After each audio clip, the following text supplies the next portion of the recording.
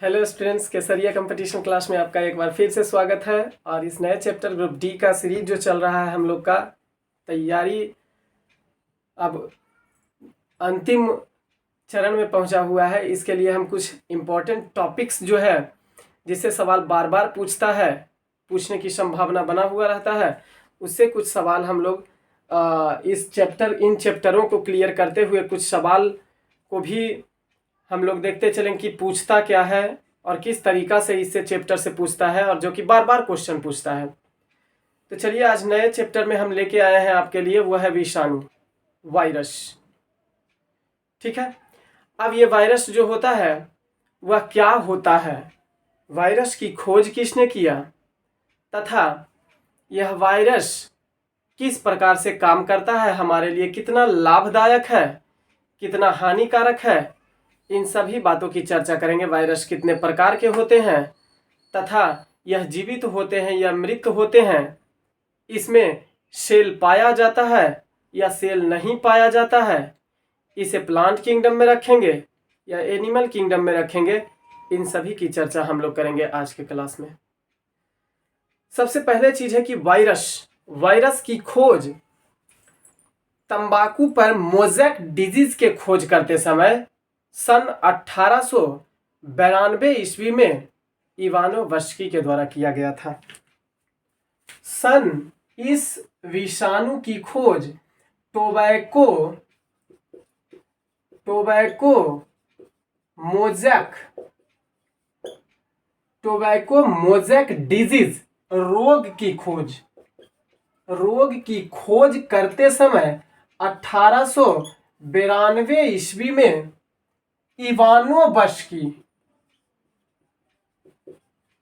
Ivanovsky नामक विद्वान के द्वारा इस वायरस की खोज किया गया था। क्लियर। अब यह जो विषाणु है, यह विषाणु चूंकि इस विषाणु में क्या पाया जाता है, तो सबसे पहले इसकी चर्चा करेंगे। विषाणु एक छोटा सा सूक्ष्म जीव होता है और इस विषाणु को हम लोग इलेक्ट्रॉन माइक्रोस्कोप की सहायता से देखते हैं। अब थोड़ा सा देखेंगे, टर्म आया है इलेक्ट्रॉन माइक्रोस्कोप जो होता है, इसकी खोज किया गया था किसके द्वारा, तो इसकी खोज किया गया था नॉल एवं रुस्का नामक विद्वान के द्वारा सन 1831 ईस्वी में। क्लियर। और इस इलेक्ट्रॉन सूक्ष्मदर्शी की सहायता से 1892 ईस्वी में ही इवानोव्स्की ने जब टोबैको मोज़ेक रोग की खोज कर रहे थे, उस समय इसकी खोज हुआ जो इवानोव्स्की ने किया। अब यह वायरस जो होता है वह काम किस तरीका से करता है, तो वायरस एक ऐसा सूक्ष्म जीव होता है जो परजीवी होता है और अकोशिकीय होता है। सबसे बड़ा टर्म यहां पर आया है कि यह परजीवी होता है लेकिन अकोशिकीय होता है। इसमें यह नॉन सेलुलर होता है, कोशिका इसमें नहीं पाया जाता है। तो कहेंगे कि जब इसमें कोशिका ही नहीं पाया जाएगा तो इसमें केंद्रक न्यूक्लियस भी नहीं पाया जाएगा। क्लियर।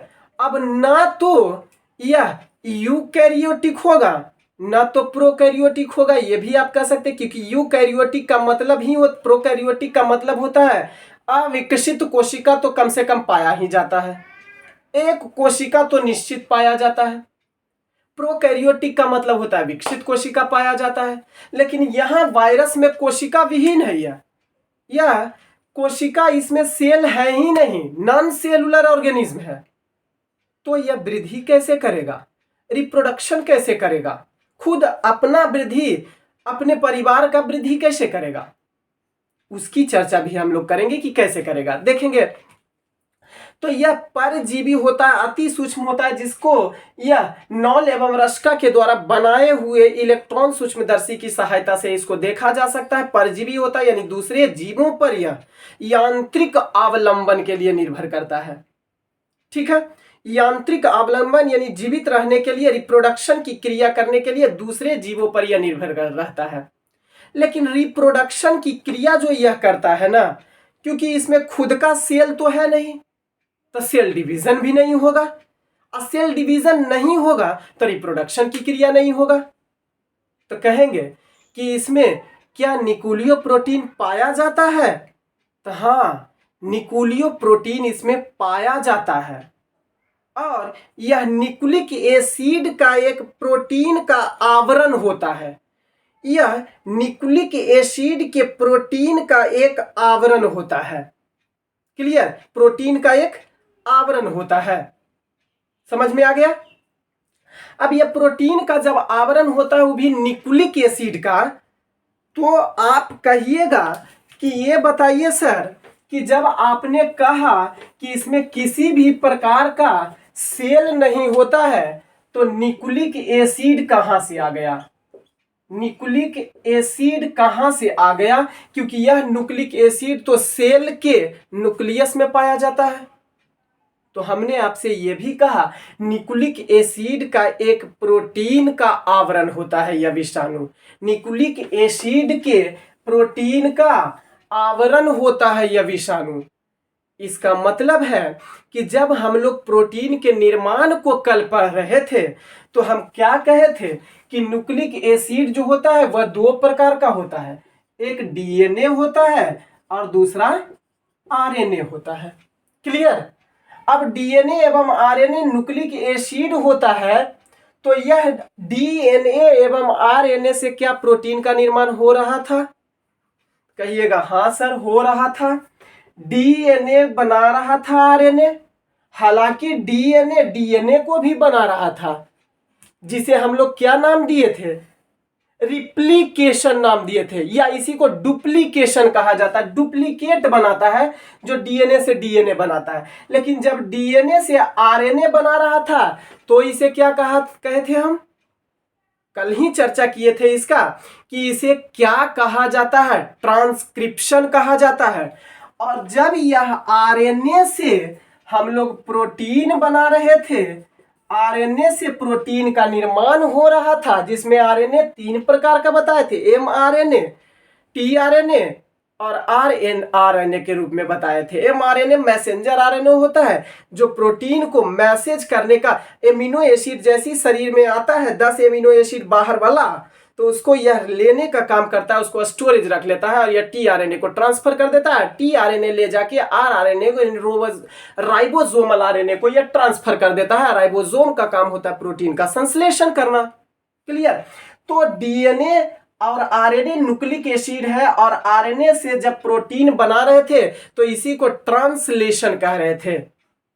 तो हमने कहा कि यह विषाणु जो होता है वह न्यूक्लिक एसिड के प्रोटीन का एक आवरण होता है। इसका मतलब यह न्यूक्लिक एसिड तो है ये, इसके बाहर और यह प्रोटीन जो है वह इसका आवरण हुआ या नहीं हुआ? हुआ। क्लियर? प्रोटीन का आवरण होता है। तो इसमें न्यूक्लिक एसिड इस प्रकार से पाया जाता है क्योंकि वह न्यूक्लिक एसिड कहीं न कहीं प्रोटीन के निर्माण में सहायक होता है। क्लियर?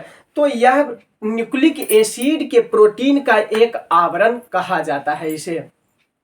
तो कहेंगे कि क्या सर ये बताइए कि जब इसमें न्यूक्लिक एसिड है, क्लियर, तो इसमें निश्चित तौर पर डीएनए भी होगा और निश्चित तौर पर आरएनए भी होगा। आपका बात बिल्कुल सही है कि सवाल आ सकता है कि जब इसमें न्यूक्लिक एसिड है तो इसमें डीएनए भी होगा और आरएनए भी होगा। क्लियर?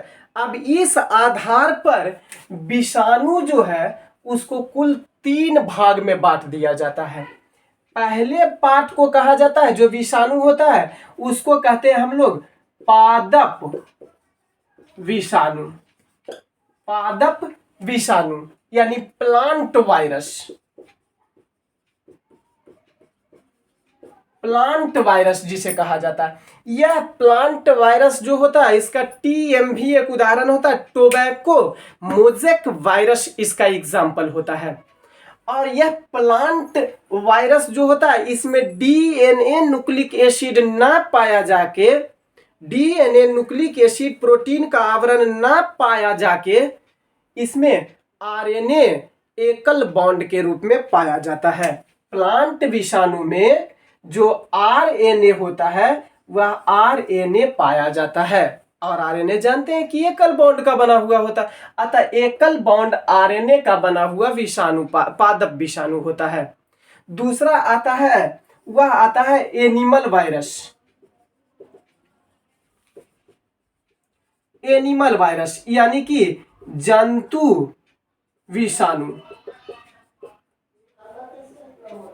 जंतु विषाणु। अब देखेंगे यह एनिमल या जंतु विषाणु जो होता है, जंतु विषाणु या एनिमल वायरस जो होता है वह होता है कि इसमें आरएनए और कभी कभी डीएनए भी पाया जाता है।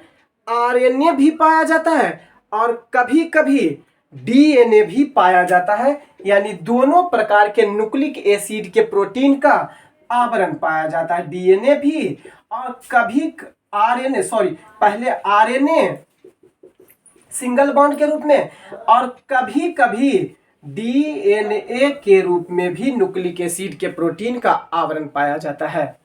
क्लियर। और तीसरा होता है वह होता है बैक्टीरियोफेज।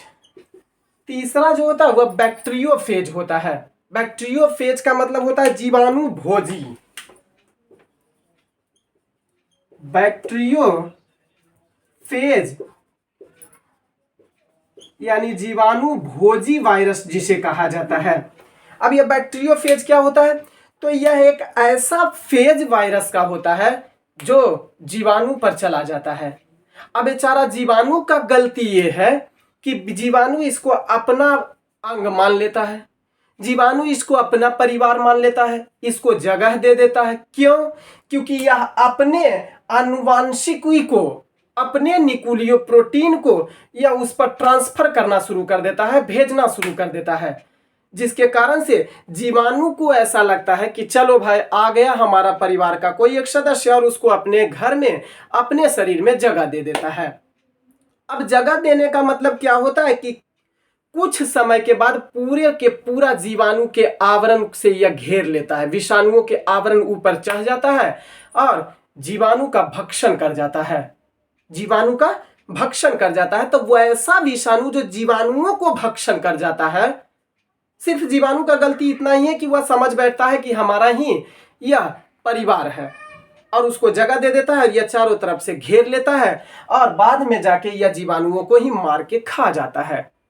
तो ऐसे विषाणु को जो जीवाणुओं का भक्षण करते हैं उसको बैक्टीरियोफेज या जीवाणु भोजी के नाम से जाना जाता है। अब कहेंगे कि जब विषाणु न्यूक्लिक एसिड भी इसमें है, आरएनए और डीएनए और आरएनए, डीएनए कभी कभी है और आरएनए भी इसमें मौजूद है, तो क्या इसमें प्रजनन यानी रिप्रोडक्शन की क्रिया होगा? ना, इसमें रिप्रोडक्शन की क्रिया नहीं होता है। क्यों? क्योंकि इसमें कोशिका है ही नहीं।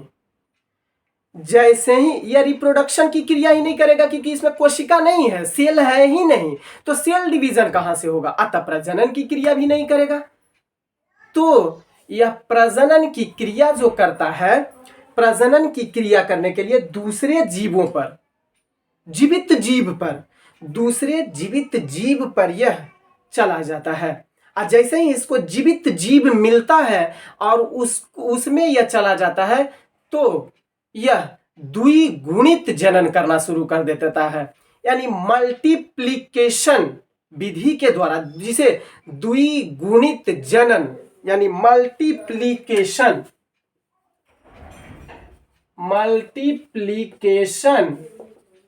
प्रोसेस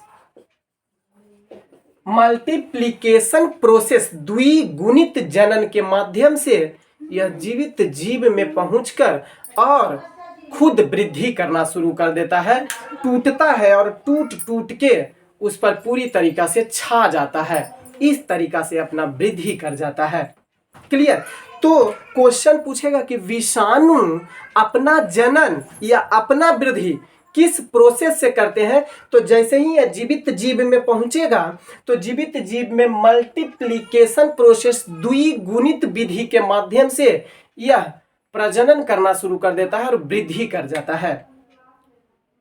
लेकिन जैसे ही यह मृत जीव में आता है तो यह मरा हुआ के समान हो जाता है। बड़ा अजीब सा यह वायरस होता है। वायरस जो होता है वह बड़ा अजीब चीज होता है कि यह मरा हुआ भी है और जीवित भी है। कहने का मतलब है कि यह विषाणु जीवित जीव और मृत जीव इन दोनों के बीच का योजक कड़ी है, सिम्बायोसिस है। क्लियर। इसको थोड़ा सा समझेंगे।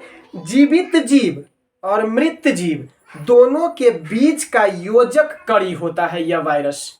खुद तो मृत होता है लेकिन यह जब जीवित जीव में जाता है तो यह जीवित हो जाता है और चारों तरफ से छा जाता है, द्विगुणित कर जाता है और वृद्धि करना शुरू कर देता है, जिसके कारण से पादप हो या जंतु हो यह संक्रमण हो जाता है, संक्रमण हो जाता है।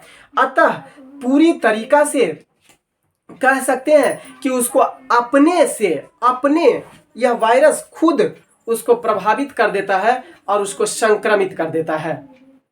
क्लियर। तो ये हमारा हुआ कि यह इस प्रकार से वृद्धि करता है। यह मृत कैसे है और जीवित कैसे है। मृत ऐसे है कि यह कोशा के रूप में कई वर्षों तक इसको रखा जा सकता है, बोतल में जमा करके रख दीजिएगा। लेकिन यह वही वायरस जब किसी हजारों वर्षों के बाद जब किसी जीवित जीव में पहुंचेगा तो यह तुरंत वृद्धि करना शुरू हो जाएगा और जीवित हो जाता है। तो यही कारण है कि कहा जाता है वायरस को कि यह मृत एवं जीवित जंतुओं के बीच का योजक कड़ी यानी सिम्बायोसिस होता है। क्लियर। अब इतना बात जब समझ गए होंगे तो इसमें से क्वेश्चन आपसे यही पूछेगा कि इसमें से कौन सा जीव है जो जीवित और मृत के बीच में योजक कड़ी यानी सिम्बायोसिस का काम करता है। तो हमारा वायरस होता है। अब वायरस जो होता है क्या इसमें कोशिका होता है? तो कोशिका नहीं होता है इसमें।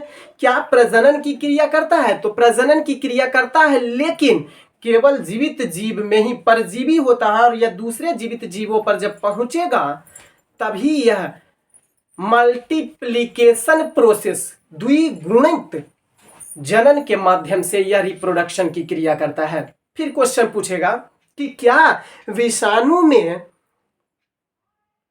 हरित लवक क्लोरोफिल पाया जाता है? कहिएगा क्लोरोफिल नहीं पाया जाता है क्योंकि यह स्वपोषी नहीं होता है, परपोषी होता है।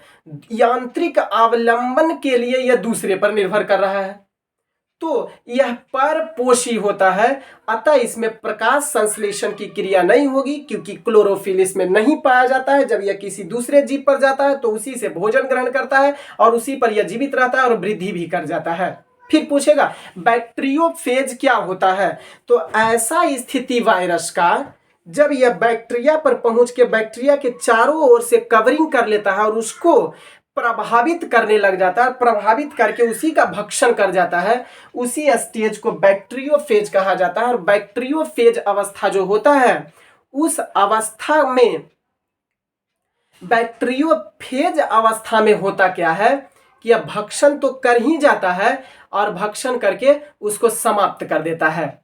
यह होता है बैक्टीरियोफेज अवस्था, इसी को कहा जाता है। यह विषाणु होता है एक प्रकार का। कहेगा बैक्टीरियोफेज क्या है? तो विषाणु है लेकिन जीवाणुओं पर चला जाता है और जीवाणु उसे अपना समझ लेता है, जगह दे देता है और क्या करता है यह उसी का भक्षण कर देता है। आजकल यही चल रहा है। हम लोग इंसानों में भी हम लोग सभी पहुंच चुके हैं इस स्टेज में। क्लियर।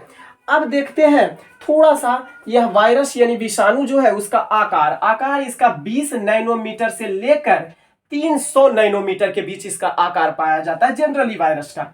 सबसे सूक्ष्म वायरस जो होता है tobacco necrosis virus TNV, tobacco necrosis virus होता है और यह सबसे सूक्ष्म होता है जिसके कारण से यह औसत जो इसका आकार होता है, माप होता है, वह 17 नैनोमीटर होता है। और सबसे बड़ा जंतु virus potato potato fever virus होता है, PFV होता है, और यह 400 नैनोमीटर का, सोच लीजिए औसत से भी ज्यादा 400 नैनोमीटर का इसका आकार होता है, माप होता है।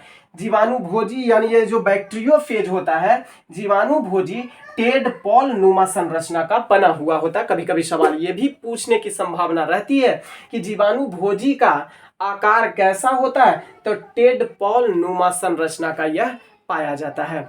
तो ये था हमारा वायरस। आशा है कि आपको ये वायरस समझ में आया होगा। वायरस से संबंधित जो सवाल पूछेगा इंपॉर्टेंट रहता है और पूछता ही पूछता है। क्लियर? किसमें कोशिका नहीं पाया जाता है, तो वायरस में कोशिका नहीं पाया जाता। क्या इसमें न्यूक्लियस पाया जाएगा? नहीं पाया जाएगा। क्या माइटोकॉन्ड्रिया पाया जाएगा? नहीं पाया जाएगा।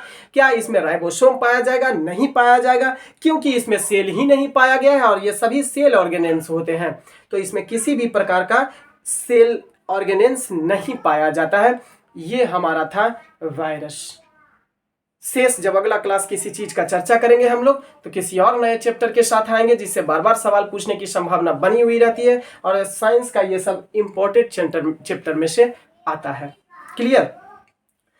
तो आप अपना तैयारी ग्रुप डी का, रेलवे ग्रुप डी का जो अंतिम चरण में पहुंचा हुआ है, 20 दिन 18 से 20 दिन का समय आपके पास रह गया है। इसमें दिमाग मस्तिष्क को स्थिर करके जो इम्पोर्टेंट चैप्टर है उसको कैरी करिए, और बस एक सेट, ऑनलाइन सेट जिस माध्यम से भी मारते हैं वो सेट मारिए और उस पर 2 घंटा का सॉल्यूशन देखने का कोशिश कीजिए। और प्रेशर ज़्यादा, ये एग्ज़ाम का प्रेशर ना लेके माइंड फ्रेश होइए और घूमिए फिरिए, मज़े कीजिए। और ये हमारा केसरिया कंपटीशन क्लास को लाइक सब्सक्राइब कीजिए ताकि हम अच्छे इंटरेस्टिंग वीडियो आपके सामने ला सकें और इसको बता सकें। चलिए आज की सेवा को देते हैं विराम। बहुत बहुत धन्यवाद।